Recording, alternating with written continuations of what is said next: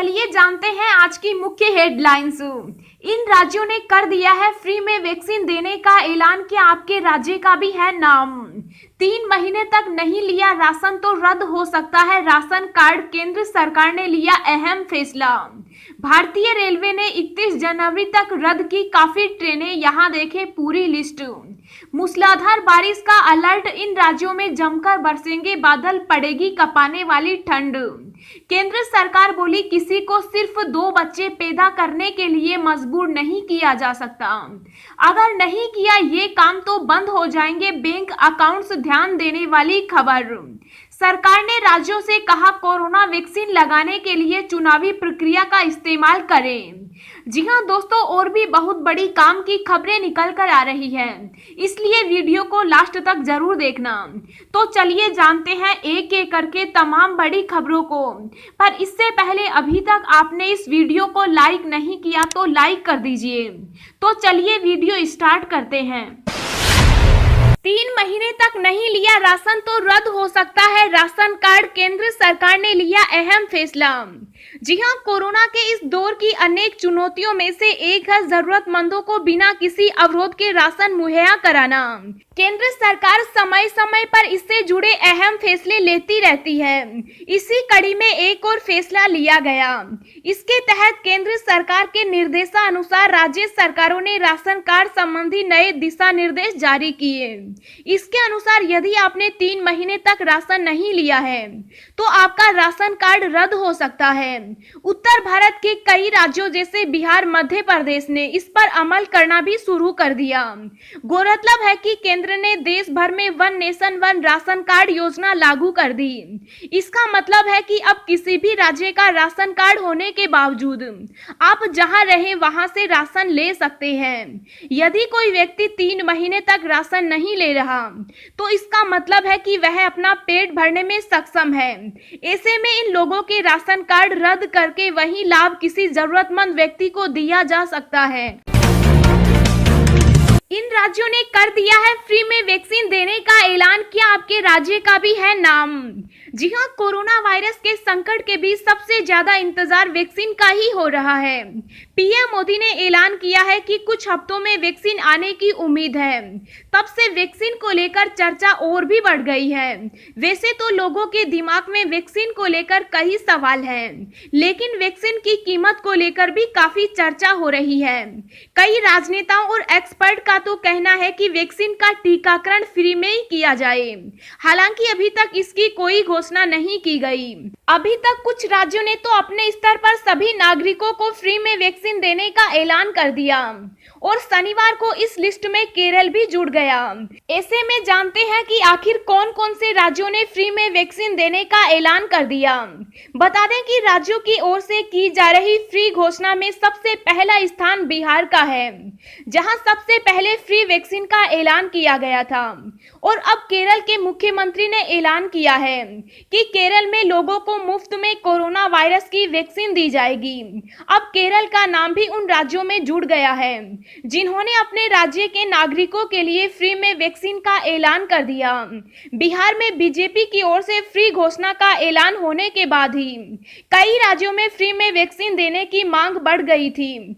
Social media पर भी लोगों ने फ्री वैक्सीन के ऐलान की मांग की, जिसके बाद तमिलनाडु ने यह ऐलान कर दिया। बिहार और तमिलनाडु में फ्री वैक्सीन का ऐलान होने के बाद ही मध्य प्रदेश ने भी इसका ऐलान कर दिया। राज्य के मुख्यमंत्री शिवराज सिंह चौहान ने ट्विटर के जरिए राज्य के नागरिकों को जानकारी दी कि राज्य में लोगों को फ्री में वैक्सीन दी जाएगी।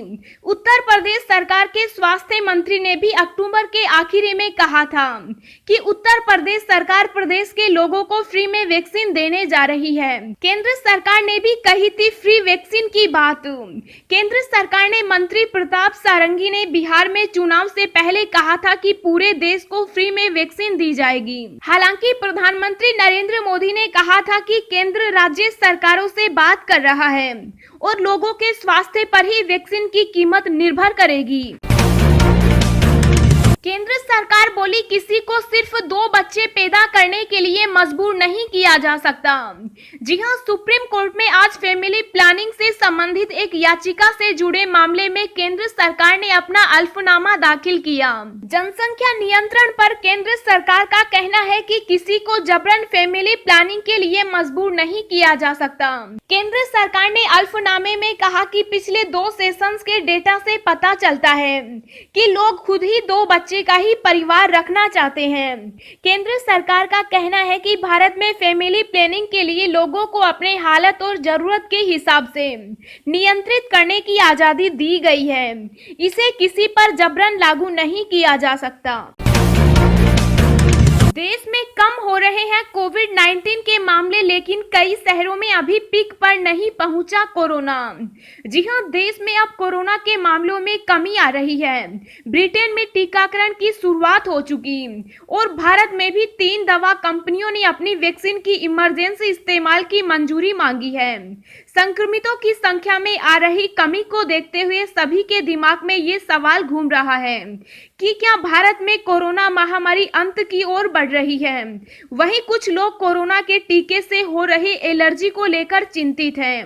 भारत में अभी तक किसी भी टीके को मंजूरी नहीं मिली है, लेकिन करीब 8 वैक्सीन हैं जिनका ट्रायल देश में चल रहा है। देश के ज्यादातर हिस्सों में जनजीवन अब सामान्य हो चुका, लेकिन प्रशासन कोरोना को लेकर एहतियात बरतने के निर्देश लगातार दे रहे हैं।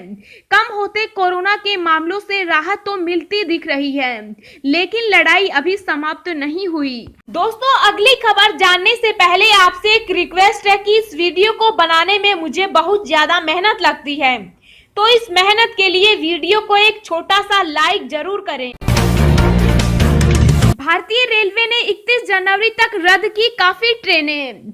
जी हां, कोरोना संकट के चलते पहले ही गिनी चुनी ट्रेनें चल रही है, तो वहीं अब कोहरे की मार भी रेल यातायात पर पड़ने लगी है। देश के कई हिस्सों में कोहरे के चलते रेलवे ने काफी ट्रेनों को रद्द करने का फैसला लिया। इसके साथ ही रेलवे ने कई ट्रेनों के समय में बदलाव भी किया है। रेलवे ने तय किया है कि 31 जनवरी तक इस व्यवस्था को लागू किया जाएगा। अगर नहीं किया ये काम तो बंद हो जाएंगे बैंक अकाउंट्स, ध्यान देने वाली खबर।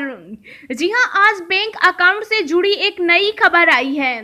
केंद्र ने बैंक के साथ आधार कार्ड को लिंक करना अनिवार्य कर दिया है।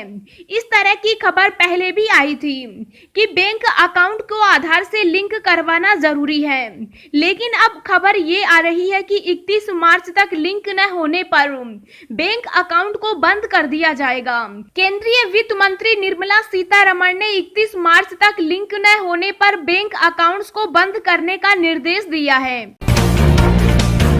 चीन से तनाव के बीच भारत ने बढ़ाई ताकत, अब 15 दिनों का गोला बारूद रखेगी सेना।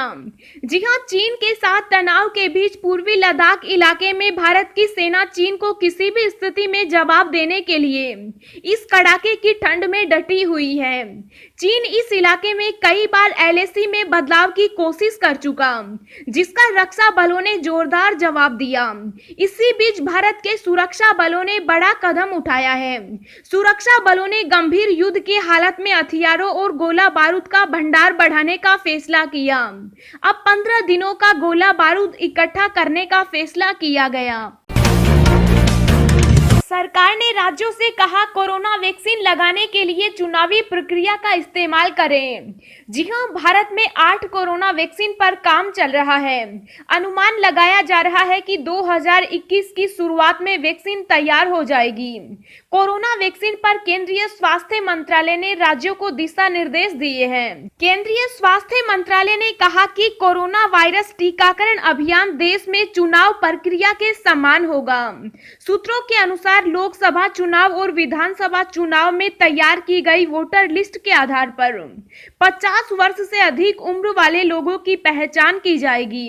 वैक्सीनेशन साइट पर केवल उन्हीं लाभार्थियों को टीका लगाया जाएगा जो प्राथमिकता के आधार पर पहले ही रजिस्टर्ड हो चुके हैं। इसके अलावा बाकी बच्चे लोगों को महामारी के पैटर्न और उपलब्धता के आधार पर वैक्सीन दी जाएगी। किसान आंदोलन के समर्थन में डीआईजी ने दिया इस्तीफा, सीएम योगी आदित्यनाथ ने कही ये बड़ी बात। जी हां, उत्तर प्रदेश के सीएम योगी आदित्यनाथ ने बयान दिया, किसानों के कंधों पर बंदूक रखकर भारत की एकता और अखंडता को चुनौती दी जा रही है। किसान भाइयों के कंधों पर बंदूक रखकर देश की सुरक्षा में सेंध लगाने का कार्य किया जा रहा है, ये स्वीकार्य नहीं हो सकता। बता दें कि कृषि कानूनों के खिलाफ 18वें दिन किसान आंदोलन जारी है। किसानों के समर्थन में अब पंजाब पुलिस भी आ गई है। मूसलाधार बारिश का अलर्ट, इन राज्यों में जमकर बरसेंगे बादल, पड़ेगी कपाने वाली ठंड। जी हां, देश के कई इलाकों में कड़ाके की ठंड की शुरुआत हो चुकी। उत्तराखंड, हिमाचल प्रदेश और जम्मू कश्मीर के पहाड़ी इलाकों में जमकर बर्फबारी हो रही है, तो मैदानी इलाकों में बारिश हो रही है। बर्फबारी और बारिश के कारण ठंड बढ़ गई और शीतलहर चल रही है। कई राज्यों में कोहरा छाया हुआ है। मौसम वैज्ञानिकों ने बताया कि आने वाले 24 से 48 घंटों में कई राज्यों में बारिश होने की संभावना है। भारतीय मौसम विभाग ने बताया कि 15 से 16 दिसंबर के दौरान उत्तर प्रदेश में अलग अलग क्षेत्रों में बहुत घना कोहरा छाने का अनुमान है। मौसम विभाग के मुताबिक आने वाले 4 से 5 दिनों में मध्य प्रदेश, मध्य महाराष्ट्र और छत्तीसगढ़ में हल्की बारिश हो सकती है। मौसम विभाग के मुताबिक दिल्ली, राजस्थान और मध्य प्रदेश समेत कई राज्यों में अगले 2 दिन में बारिश हो सकती है।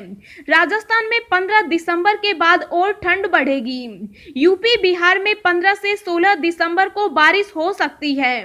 बिहार, ओडिशा, पश्चिम बंगाल और सिक्किम में बारिश व सर्दी होगी। पंजाब, हरियाणा, चंडीगढ़ और दिल्ली, उत्तराखंड में भी बारिश होगी व ठंड बढ़ेगी।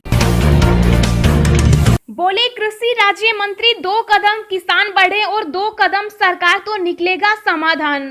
जी हां, कृषि बिल को लेकर किसानों का आंदोलन लगातार जारी है। लगातार 18वें दिन भी किसान दिल्ली में डटे हुए हैं और अब तक किसी भी तरह का समाधान नहीं निकल सका। इस बीच केंद्रीय कृषि राज्य मंत्री कैलाश चौधरी ने कहा कि 2 कदम, अगर किसान आगे बढ़ेगा तो 2 कदम सरकार आगे बढ़ेगी और इसका हल निकाले, वरना इन लोगों ने तो 60 साल सिर्फ राजनीति की थी और आज भी ये किसान का इस्तेमाल कर आगे बढ़ना चाहते हैं। तो हम किसानों और उनके प्रतिनिधियों के संपर्क में हैं और मुझे लगता है कि जल्द ही अगली बैठक होगी। अब मोबाइल पर डाउनलोड होगा आपका वोटर आईडी कार्ड, जाने कब हुई थी इसकी शुरुआत। जी हां, मतदाताओं को जल्द ही डिजिटल वोटर आईडी कार्ड मिलेगा। चुनाव आयोग वोटरों को डिजिटल निर्वाचन फोटो पहचान पत्र उपलब्ध कराने की तैयारी में है। डिजिटल वोटर आईडी कार्ड आपके फोन पर डाउनलोड होगा और आप इसे कभी भी आसानी से इस्तेमाल कर पाएंगे। हालांकि आयोग के एक वरिष्ठ अधिकारी ने स्पष्ट किया है कि इस संबंध में निर्वाचन आयोग ने अभी कोई फैसला नहीं किया। फिलहाल हमें वोटर आईडी कार्ड के हार्ड कॉपी की जरूरत पड़ती है, लेकिन डिजिटल कार्ड आने से आपका हर काम सॉफ्ट कॉपी से भी हो सकता है।